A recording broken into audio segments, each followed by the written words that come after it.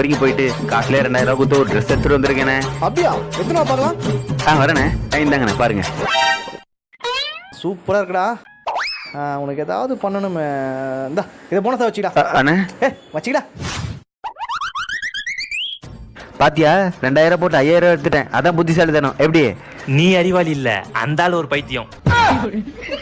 அண்ணா, நானும் கோயிலுக்கு போயிட்டு நீங்களும் அண்ணியும் நல்லா இருக்கணும்னு அடி மேல அடி வச்சு பிரசாதம் வாங்கி வந்திருக்கேனே.